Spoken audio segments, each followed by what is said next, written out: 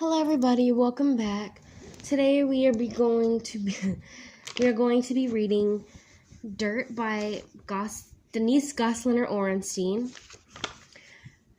We're reading part 1, The Beast Gets a Name. We're on page 19.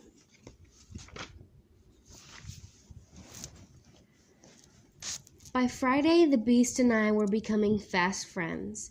I'd given up worrying about old Enid causing me of horse thieving, since her pony kept returning to my house on his own, despite my attempts to shoo him home. I figured that in a court trial, should it come to that, I would most definitely be declared innocent. A pony beast is not the typical companion for a mature 11-year-old, and although I enjoyed his visits, I also had to overcome some of his shortcomings. First and foremost, he was the filthiest animal I'd ever seen in my entire life. His coat was always caked with mud, as if he'd bathed in it on purpose, something I soon found out to be close to the actual truth. This pony adored dirt. He rolled in it, ate in it, spewed in it, dusty billows, pawed it, licked it, became it. Dirt was a perfect name for him, and it wasn't long before he learned to respond when I called him from far away inside my head. Impossible? I thought so too. At first I could hardly believe it, that this misshapen critter could actually understand my thoughts, without my speaking them aloud. After all, I was a pretty good logical girl with my feet planted firmly on the ground. I didn't believe in magic, in the supernatural, or in the dumb horoscopes that all the girls at Robert Frost loved to giggle over. They would bunch up together around one person, usually that simpering Lavina T. Stout, and listen to her read about how she would soon become famous in life, all according to her stupid birth sign and the stars and planets. Dumb and dumber. So believing that a one-eyed filthy pony could read my mind was quite a stretch for me, and it took a few days until I really came to terms with the idea at all. I most certainly wasn't an idiot, and knew that Dirt couldn't really know what I was thinking because of some stupid hocus-pocus, but because he grew to know me. He stared at me with his one eye, sniffed me up and down, listened for every breath. If I inhaled sharply, he stopped in his tracks. If I bowed my head, he bowed his too, or pressed against me with a warm flank. If I was worried and chewed my nails nervously, his ears shot upright. If I thought about my mother and sighed, he gently nibbled my neck and then made me laugh by tickling my palm with his bouquet of whiskers, prickly but delicate as dandelion stems. Sometimes logic doesn't make sense, although I know that's a contradiction in terms. And by the Sunday after my suspension, there was little doubt. Dirt could hear me, although I didn't speak.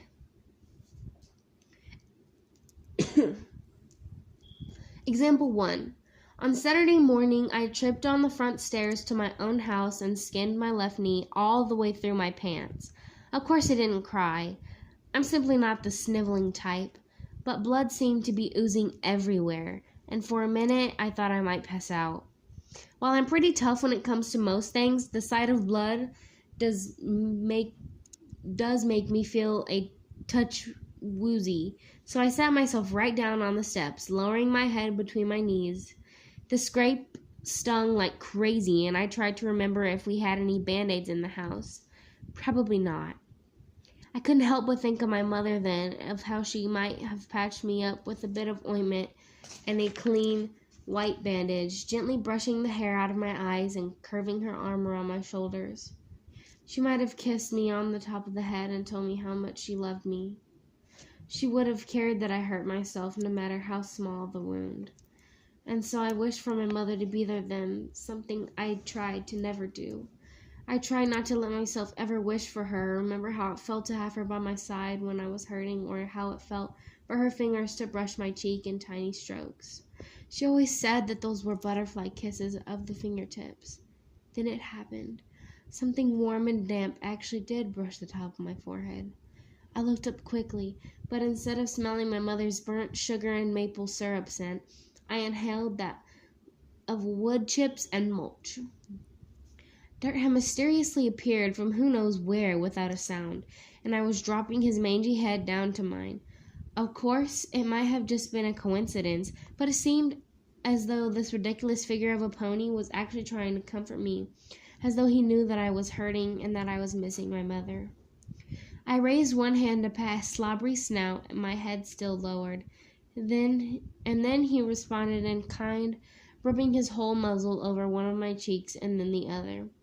If anything was to make me teary, it would have been this, an animal's soft, soggy touch against my cold skin. Example 2. The very next day, Sunday, I was climbing a rotten apple tree behind the little crooked house, something I knew was a bad idea from the start. While apple trees aren't very tall and don't present a danger of falling extremely far, this one was unusually big and hadn't sprouted anything that looked like an apple or leaf for over a year or so. So I knew there was a possibility that the branches were dead and wouldn't hold me. And yet, I couldn't resist shimmying up the short trunk and then stepping gingerly all the way to the top, where I'd spied a small bird's nest. It's not a good idea for nests to be so exposed to the elements, and the babies could be scooped up by birds of prey when not under cover. And there wasn't a speck of cover on that apple tree, not a sprout, not a single dot of green. My father taught me to climb trees a long time ago. He told me not to tell my mother about our climbing adventure since she probably wouldn't have approved. So we'd sneak out to the backyard and run toward the very same apple tree that I was climbing now, except that it was healthy back then, its branches firm and its trunk solid. My father and I would swing our legs up over the low-lying branches and together reach up above. But I was just a little kid then, and couldn't make it very far, so my father would swoop me down into his arms and slide me over his broad back, and up the tree we'd go, me hanging on piggyback style, and my father's strong arms pulling us higher and higher. But that was when my mother was still alive. When I reached the top of the apple tree and stretched out my hand to bring the nest to safety, I quickly realized that my own well-being was at risk. Crack, crack, I heard one branch snap under me, and then another. I was stranded up top, hanging on to a swiftly weakening, fragile piece of bark. To call it a branch would be an overstatement. And then, just as I was preparing myself for an uncomfortable fall to the hard ground, I spied the yellow mane of my pony tangled in the lower branches below. He neighed unhappily, as if to complain, then carefully raised his craggy head to stare up at me with one glaring eye. Was it possible that Dirt was displeased with me for my foolish decision to climb so weak a tree? Certainly not. A pony wouldn't think that way. Was it possible that he knew I was in distress and came up to rescue me? Possibly. I knew it was crazy, but possibly. He braced his thick haunches and neighed again, then shook his head wildly.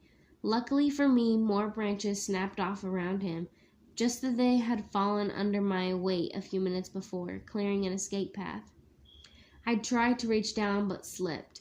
Ouch. Sliding down a rough tree trunk is never a good idea, and I felt it scratch every inch of skin under my t-shirt until I pressed my knees against the bark as tightly as possible. Steadying myself, I held on to one poor excuse for a branch with my right hand and stretched all the way below with the other to grasp Dirt's thick forelock.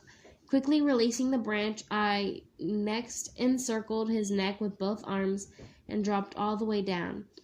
Whoosh! For a moment, I was sitting on Dirt the way a rider might mount a horse, except I was backward, facing his rump instead of his head. He didn't move. He didn't even twitch. It wasn't until I was back on the ground again that he shook his whole body, burly body, just like he'd been swimming in the shelter pond, and then his sweet head. Was he reprimanding me for my mistake? I guess I was going crazy after all, but if crazy was becoming friends with a pony who understood me, I was okay with it. Okay, that's enough. That's that chapter. Thank you for listening.